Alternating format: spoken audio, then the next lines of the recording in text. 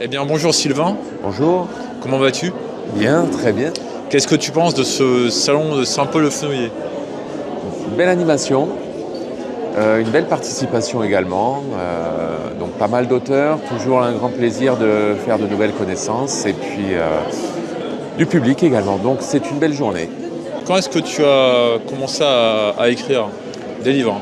J'ai commencé à écrire mon unique livre, puisque c'est le seul que j'ai, il y a 5 ans. Et je l'ai achevé il y a 2 ans. Et ensuite, il y a eu le temps de l'éditer, de le corriger. Donc voilà, on arrive à un produit qui est fini, mais il a fallu un peu de temps puisque on se découvre en tant qu'écrivain. Donc c'est une aventure où il faut prendre le temps de laisser mûrir le projet. C'est pas le confinement qui t'a inspiré? Non, Non? non, pas du tout. C'est ce qui m'a inspiré, puisqu'il s'agit d'une enquête, c'est la lecture d'un article d'une revue scientifique.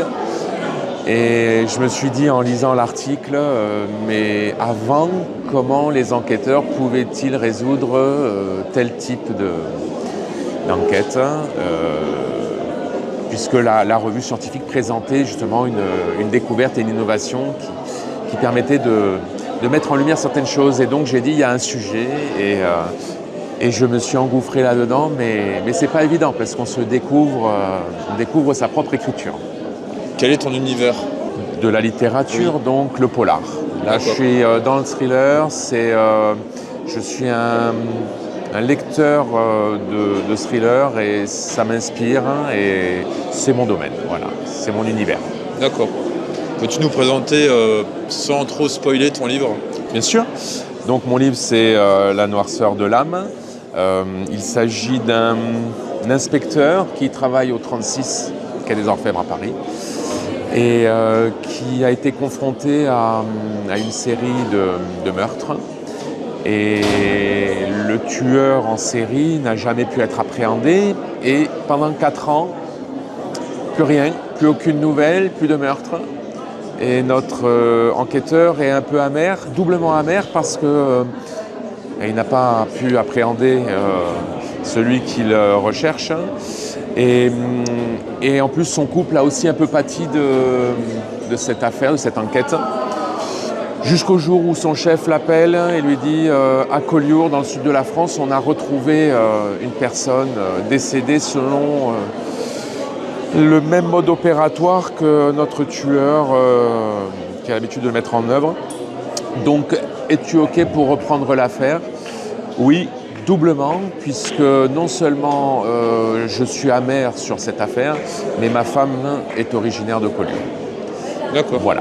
Et ce n'est peut-être pas qu'une coïncidence. Voilà. Ton livre s'adresse à quel type de public? Est-ce qu'il y a un âge? Il faut lire ça à partir de 15-16 ans, parce qu'il y a des scènes un peu noires. C'est quand même du roman policier assez sombre. Donc, c'est pas à mettre dans les mains de jeunes enfants, jeunes lecteurs. Je pense qu'à partir de 15-16 ans, ils voient suffisamment de choses à la télé pour pouvoir aborder mon livre. Mais voilà, et après, il n'y a pas de limite. Ton inspiration se déclenche comment? La nuit, beaucoup. La nuit au calme. Alors, l'inspiration vient de tout ce qui nous entoure, évidemment. Dès qu'on voit quelque chose, une scène, un paysage, une personne, dès qu'on aborde un sujet, tout est source d'inspiration.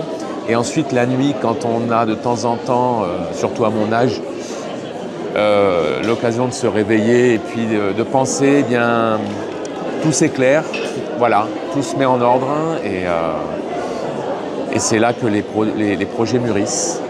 Pour toi, qu'est-ce que l'imaginaire? L'imaginaire, pour moi, c'est la création. C'est créer, pour moi, l'imaginaire. Et c'est créer une passerelle entre l'imaginaire et le réel, du coup. Mais l'imaginaire, c'est ça pour moi. C'est aller chercher quelque chose que l'on n'a pas. Et les artistes, ça c'est une belle découverte que j'ai faite. Les artistes, qu'ils soient danseurs, musiciens, écrivains, vont capter l'imaginaire. Donc pour moi, l'imaginaire, c'est la création. Voilà. D'accord. Et qu'est-ce que cela t'apporte dans ton quotidien? Ça m'apaise. Ça m'apaise parce que, par exemple, la nuit, quand certaines personnes peuvent broyer du noir parce que c'est la nuit, on pense à des choses parfois un petit peu sombres, des maladies, des choses parfois un peu tristes, pas forcément très gaies. Eh bien moi, l'imaginaire me permet de m'évader. Et ça c'est une chance que je souhaite à tout le monde de découvrir, parce que quand on a la possibilité de s'évader par l'esprit, eh bien on touche à la liberté, on découvre la liberté. Est-ce qu'il y a une limite à l'imaginaire? Non, aucune limite.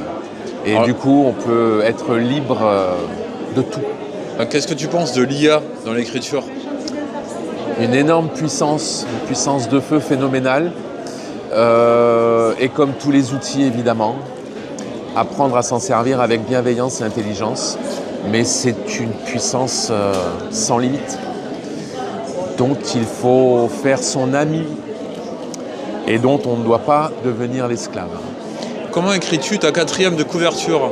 La 4e de couverture, en fait, je l'ai écrite et elle a été complètement remaniée en collaboration avec mon éditeur, puisque j'avais une tendance peut-être à présenter un peu trop de choses dans ma 4e.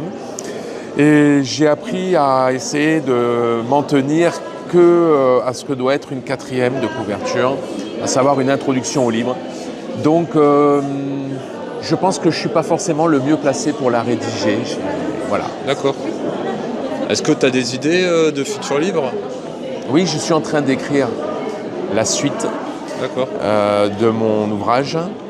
Et ça prend du temps, puisque je suis écrivain, mais pour le loisir. J'ai une activité professionnelle à côté. Je suis également pompier volontaire, donc beaucoup de choses, un emploi du temps assez chargé, mais je suis en train d'écrire la suite et il me tarde déjà de mettre le point final. Quel message aurais-tu pour les organisateurs du salon? Chaque endroit où on peut faire un salon, c'est un décor différent.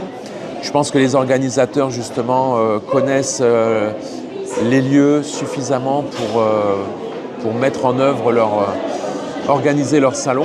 Donc non, j'ai rien à dire. J'ai pas fait 50 salons, mais les 3 ou 4 auxquels j'ai pu participer, ils étaient très bien organisés. Où est-ce qu'on peut te suivre sur les réseaux? Sur Facebook, Sylvain Denry. Est-ce que tu souhaites rajouter autre chose? Non, merci de tes questions et de la sympathique journée que nous passons avec les collègues, mais rien à rajouter de mon côté. D'accord, je te remercie beaucoup et à une prochaine. Merci à toi.